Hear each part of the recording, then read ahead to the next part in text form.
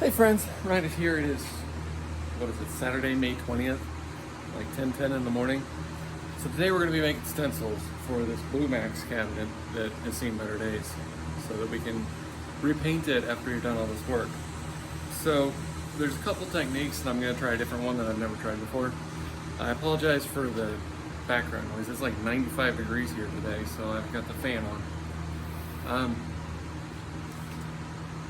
Regardless, the technique I used to do my circus machine I learned from retro gaming with Hopper, and it worked pretty good. It was a simple design.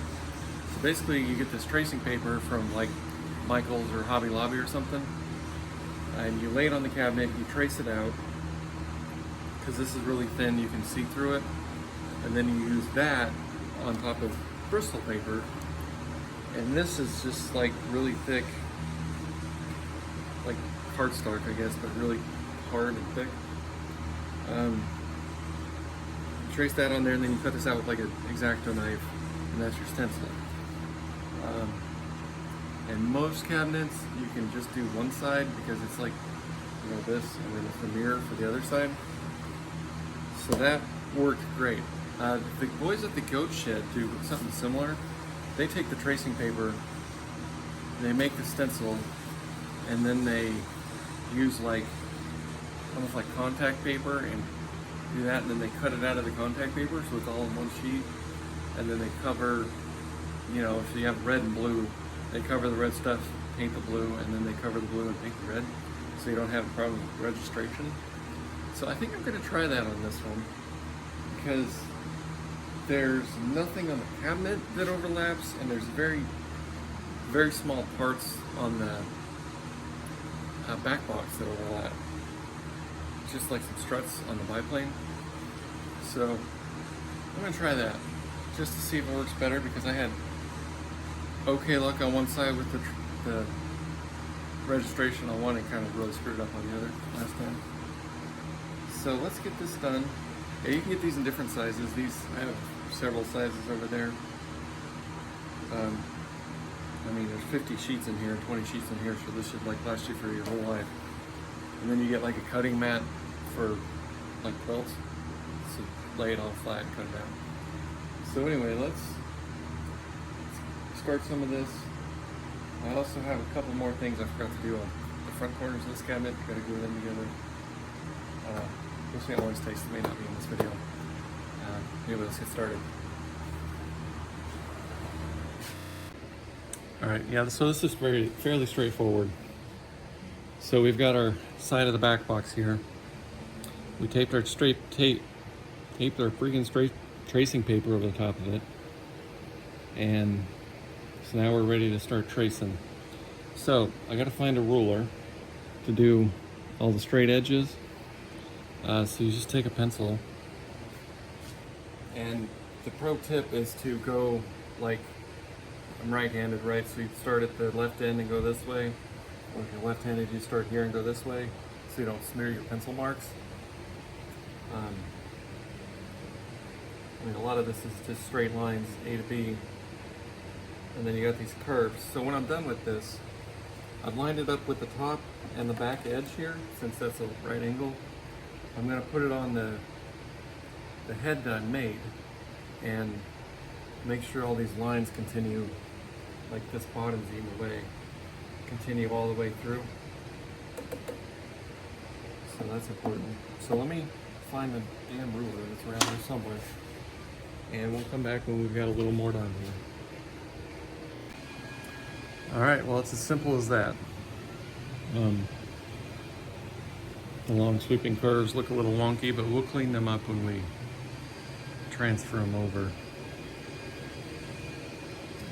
So yeah, you just do that on the other side and the front, back, or front and sides of the cabinet.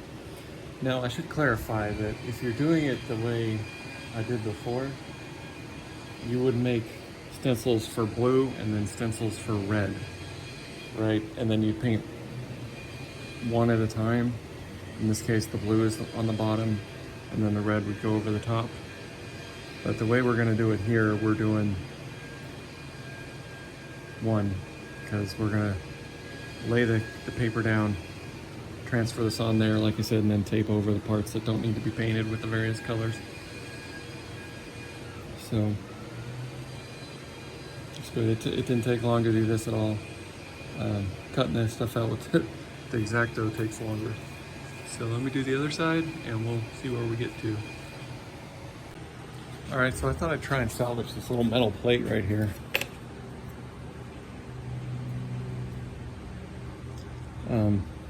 It's kind of a bitch to get off, but you can see how faded and gross this is. Even the blue is bright and shiny. So I might try and get that off of there, but I don't know that I'll be able to. We'll see.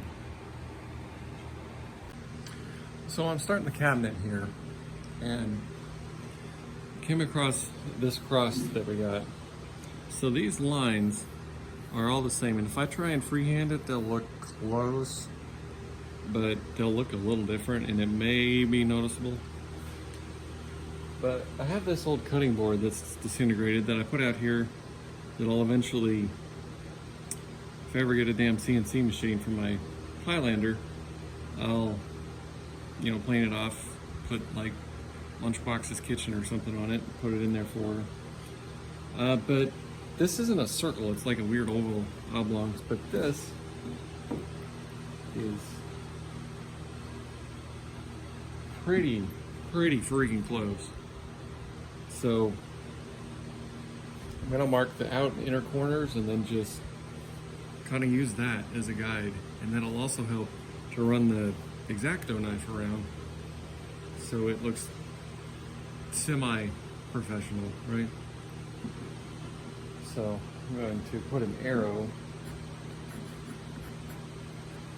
to remind myself that that's the corner or this edge I use. So what do you think? It actually looks pretty good. I mean, it's not perfect, but it's definitely good enough for the girls we're dating, right? So let's continue on and do the rest of it, and we'll have this side done. All right, got that side done. Looks reasonable. All right, so now flip it over and do the other side, and in the front, we're done. It's going pretty quick. Alrighty, got that side done. That took like 25 minutes, including taping it all down. Not bad. Now I should say, Pinball Pimp makes the Red Baron, right? He does not make Blue Max. So I asked him, and if you're doing like a nice machine that's expensive, it'd be worth having him make it for you. But in this, where we're just doing it on the cheap, trying to have fun, this works fine. So flip it on its butt, and we'll do the front. And we'll be done. All right, got the front done. It's fairly simple. It's got these little cross emblems and blue. There's just this little white chunk at the top, but the whole bottom below the coin door is blue, and then it's this blue stripe continues around. So yeah. All right, so before we can continue with painting stencils, obviously we need to clean this up, sand it down, finish the woodwork, paint the base white color, and let that cure. So these stencils are gonna go sit on the shelf for a few weeks until we get that done. So we'll come back and start working on all the sanding. So let me know what you think. If you have a better way of doing this, and keep it real. I really appreciate you watching, and we'll see you next time. Later.